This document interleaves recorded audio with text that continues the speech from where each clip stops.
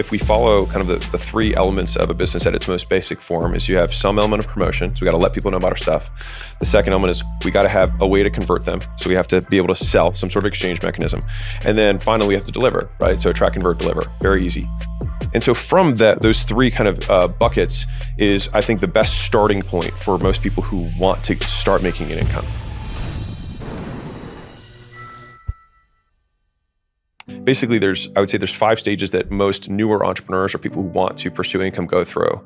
So the first is what I call uninformed optimism. So your friend tells you about this thing they made 10 grand on, and you're like, that sounds amazing. You're uninformed, but you're optimistic, right? And so then you get into it, and then all of a sudden you get to informed pessimism. So you get in and then you put your money in and then it drops and you're like, wow, this sucks. And then, people are like, buy the dip. And so you're like, okay, I'm gonna put more money in. And so then you get to kind of stage 3, which is the valley of despair, where you're like, oh my God, I've lost so much money. I have no idea what's going on right now. And at stage 3, there's kind of a fork. And so either people then go, well, my other friend told me about this other thing, and they jump back to step 1 and go to uninformed optimism. And then they funnel through that loop over and over again.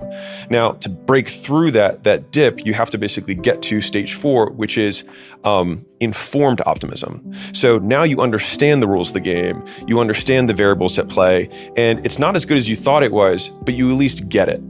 And so from there, then you can get to achievement, which is the 5th step. But the thing is that you have to stay in that 3rd painful place, because staying in the pain is what gives you the catalyst to learn how to get out of pain. And so rather than trying to pull your parachute, it's like, I have to trudge through this so that it forces me to learn the individual skills, the individual variables that affect this outcome. And that means I might have to take 20 more lashings to finally get it. And then at that point, it starts to tick up. Yeah. And then that's when you start to become more of an expert, more of a master at something. Yeah, and if you don't sit in that pain, you're going to keep repeating that cycle with something new. So it was crypto, then it was NFTs, then it was whatever else, just keeps going round and round and round. Is that system in this new book?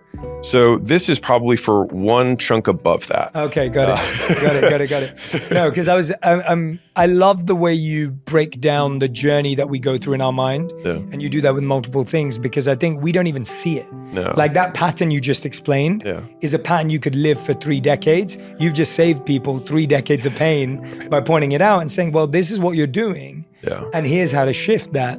And I think people make the mistake where we go, I don't have time to learn. Right. So I'm going to learn from someone who makes me feel like I can learn it in an hour. Yeah.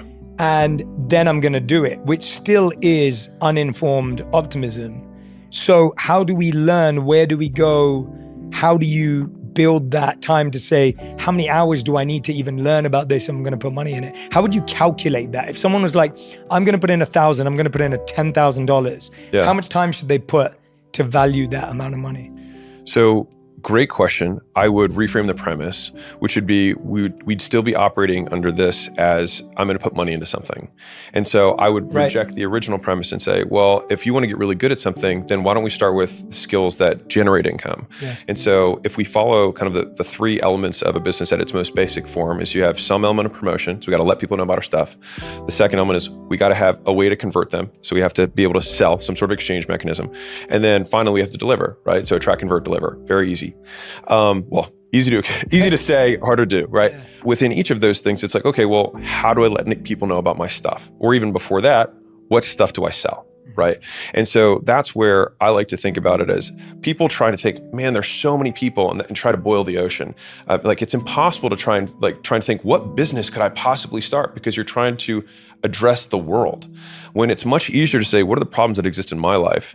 And I kind of think about it as the 3 Ps. Like most businesses come out of a passion, so something that you're just inherently interested in. They come out of a profession. So you currently exchange, right now you have a job, whatever it is, and you get paid, maybe not as much as you want, but you do get paid for exchanging some sort of value with the business. And the third is P, which is pain. Right? So there's some deep pain that sometimes you went through. So maybe it's a mom who had to figure out how to create non-allergenic food for their kids, right? It'd be something as small as that. And so from those 3 kind of buckets is, I think, the best starting point for most people who want to start making an income. It's like, okay, well, if you're inherently interested in this topic, it's like, can we make Can we let people know about stuff around that topic? Can we create solutions around that stuff?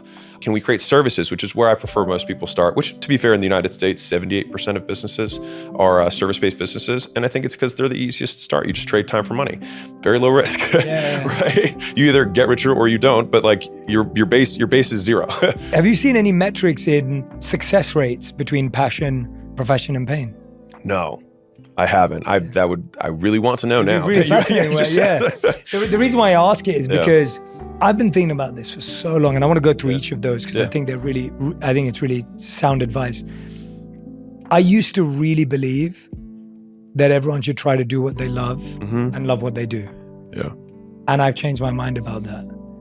And I used to believe it very strongly, probably like 10 years ago, only to then realize that works great for the 1 to 10%. Yeah.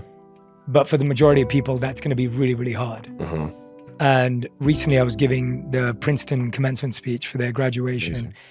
And I was thinking about it a lot before I gave that speech, because I was like, wait a minute, these are like the most talented, smartest people in the country who have everything at their disposal. And I know that even some of these people may not get a job they love, or may never ever build something they love.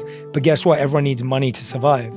So the question is, and I want to hear your take on it, and I'll reflect back, is should you do what you love for money and love what you do? I think this is big myth number 2. So if we start with, passive versus active is big problem number 1. Number 2 is follow your passion. I think the reason that this is so espoused, I'll start where I think the idea comes from and then kind of break down from there. I think it's because most of those commitment speeches are billionaires or very successful people, and they say follow your passion. But if we think through, what other advice could they give that would be socially acceptable? They can't say, I got lucky. They can't say, I worked, super hard, because people were like, sure, and so then it's like, okay, well, they're never going to get attacked for saying follow your passion. But the problem with that is it also assumes that your passion or your interest will never change. And I mean, anybody who's listening to this, just think about what you were really interested in 10 years ago. It's probably different than it is now. And if you extrapolate that another 10 years, it'll probably be different again. And so if we can think about the hypothetical extreme of a really successful person as someone who sticks with the same thing for an extended period of time, which is something that I believe, because you learn all the lessons you possibly can in a very narrow field, right? And that you basically try and make as many mistakes as you can. And if you basically, pay off all the ignorance that you can, it's like you end up just succeeding by default if you just fail every other way. But if you try and do too many things, you never actually get to push the road all the way, trudge through the mud and get there, because you're only learning 1 or 2 mistakes in many fields and not many in one. And so the follow your passion issue is that, number 1, the passions will change. Number 2 is that sometimes you're passionate about things that people don't value. And the thing is there's nothing wrong with that. It's just that it will be very hard to make an income that way. The third thing is that I think that it creates an emotionality around business or income, which is that the moment it doesn't feel good, that you believe the myth that you should stop. When I think that if you and I were to talk about the business side of anything, there are elements that I love and there are elements that I hate. And I see them as both required. I would love to maximize one versus the other, but it's just the cost of doing business, literally. But I try to reframe that pain that comes from doing the things that I don't want to do the things that I do want to do, as the price tag required to become the person that I want to become. And so if we think about the traits of any person, so it's like, if I want to be patient, then I can't expect things to happen faster, right? Like if we were to go to the end of our lives and say, hey, I want these character traits. It's like, well, if you had to play a character in a video game and make them that way, it's like, well, what would you have to put them through in order to get those traits? It's like, well, if you want patience, then you're not going to get things quickly. If you want to have endurance, it's like you have to be able to tolerate suffering, right? If you want to be wise, it's like you're going to have to get burned, and you're going to have to learn the value of judgment. And sometimes that means you're going to get betrayed in order to learn that pattern. And so it's like we lament the price tag for the things that we want. And I think that, at least for me, my ultimate, long-term goal is just to become the person that the best version of me, right? And I think that in order for that to happen, I will have to go through pain.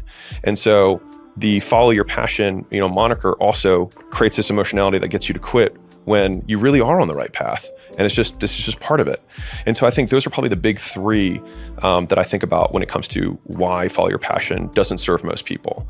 And the other, I would say bonus 4th, might be that you might be really good at something, And people are very willing to exchange money for that thing. And it doesn't mean that you actually have to do the thing that you work on, that you make money on, all the hours of the day, right? Like, you can work for 20 or 30 hours a week and then have the other 120 to do whatever you want, 130 to do whatever you want. And that's, I mean, not a bad thing, in my opinion. Yeah, that's the reason I asked. And I think even the advice, follow your passion, doesn't mean focus on your passion, right? Like, there's this confusion with like time. So even when I think about it in my life, when I left the monastery and went to work as a consultant because I needed to pay the bills, again, a very real decision because I was 25 years old living in my loft room in my parents' house again, and that couldn't last very long. When I went into that work, I was teaching meditation by lunch. Like, in my lunch breaks in the evenings, I would teach meditation to my colleagues. There was no demand for it. 2 people would show up.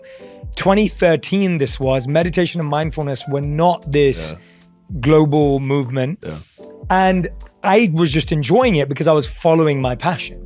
But I was making money by being a consultant, which was trading my time for money. As I followed that passion more, I got more confidence in it. The market changed.